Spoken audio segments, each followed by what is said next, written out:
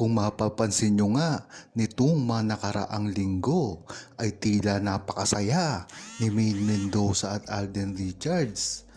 Kitang-kita ito sa mga ikinikilos at ang mga itsura ni Maine Mendoza at Alden Richards. Ito ang hinihintay ng buong Aldab Nation para kay Maine at Alden. Kung matatandaan nyo, halatang halata kasi si Maine Mendoza at Alden Richards pagka merong problema. Marami na rin akong nabalitaan at nakita na pag may problema ang dalawa ay nakikita ito sa Itbulaga na para bang malungkot at may mga dinadamdam na problema. Narito na rin ang mga issue na laging ibinabato sa kanilang dalawa noon, lalong-lalo na ang questionin ang kanilang tunay na relasyon at ang kanilang pamilya. Kaya maganda na rin ngayon na nauunawaan ng buong Aldab Nation ang katayuan ng kanilang relasyon at kailanman ay hindi na ito mababago pa dahil si Maine Mendoza at Alden Richards na ang kumokontrol dito. Dahil nga naman nakawala na sa mga management ang isa't isa, lalong-lalo na ang malaking hakbang na ginawa ni Alden Richards na gumawa ng sariling produksyon na Myriad. Isa itong hakbang para hindi siya makakontrol ng kanyang management. Kung gusto niyang makasama si Maine Mendoza, hindi siguro papayag dito ang GMA. Kaya napakaganda na gumawa si Alden Richards ng sarili niya na kahit hindi siya payagan ng kanyang mother network ay magagawa niyang makasama si Maine Mendoza sa pelikula o sa teleserye. Mas pinalakas pa nga ni Maine Mendoza at Alden Richards ang kanilang pagsasama sa gagawin nilang proyekto. Dahilan ito para dapat ay magsama na sila sa lalo't madaling panahon at dapat ay umpisa na nila ito sa mga susunod na buwan. Dahil ang maganda dito ay alam na ng buong Aldab Nation na may ginagawa talagang hakbang si Maine Mendoza at Alden Richards at dapat nila itong seryosohin dahil ito ay ang talagang kagustuhan ng buong publiko. Hindi lang naman kasi buong Aldab Nation ang nag-aantay sa kanilang mga movie. Kagaya na rin ito ng pagtatambalan nila ni Catherine Bernardo na dahil lamang sa paghihiwalay ni Daniel Padilla at Catherine Bernardo ay naku-curious sa movie nila. Kaya yan dapat ang pagtuunan ni Alden Richards na proyekto ay ang pagsasamang gagawin nila uli ni Maine Mendoza na talagang tiyak natin na ito ay magiging box office at malamang nga ay malampasan pa ang movie nila. Dahil alam naman natin na subok na ang pagsasamahan ni Maine Mendoza at Alden Richards. Ngayon pa kaya na talagang napakarami na ring kontrobersya ang bumalot sa kanilang relasyon na talaga namang alam natin na ma-excite kahit ang hindi ang buong Aldab Nation. Kahit ang mga general public ay mai-interest dito sa gagawing movie ni Alden Richards at Maine Mendoza.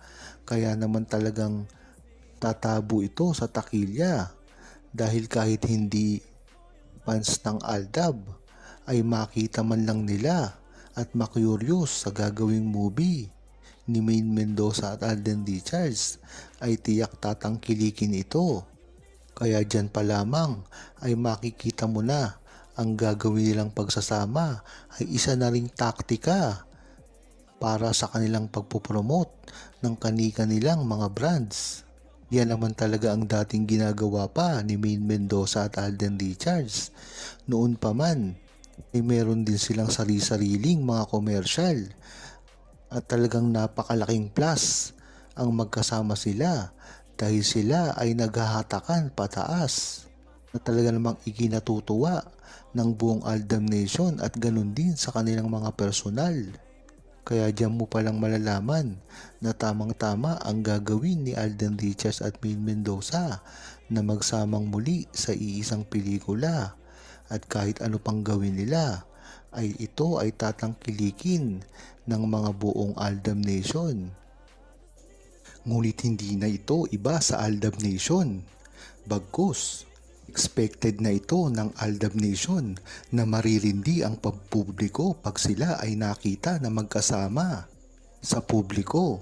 Ngunit alam na ito ng buong Aldab Nation at hindi na rin ito sa kanila bago na ang pagsasama ni Maine Mendoza at Alden Richards ay hindi lamang nakukuhanan ng kamera, dahilan na rin ito sa pag-iwas nila sa mga pagpapaliwanag na ginagawa nila.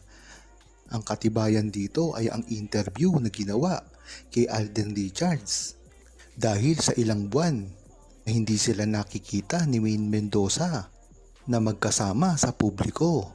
Ngunit bakit ang sinasabi ni Alden Richards ay ang pagiging in love niya kay Maine Mendoza at ang pagpapatunay rin nito nung birthday ni Maine Mendoza na kung hindi naman sila nag-uusap, bakit bigla-biglaan na lamang nakadalo si Alden Richards?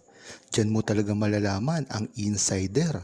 Kahit anong gawin ng mga bashers na sabihin na walang ugnayan si Maine Mendoza at Alden Richards ay maling-mali ito.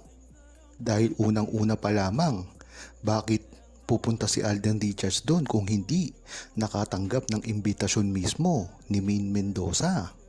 Talagang namang ipinaliwanag na ito ng buong Aldab Nation dati pa man.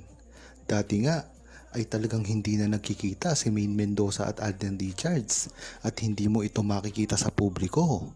Ngunit pagbukas mo ng social media ay makikita mo na lamang at mababalitaan na ito ay magkasama sa ibang bansa.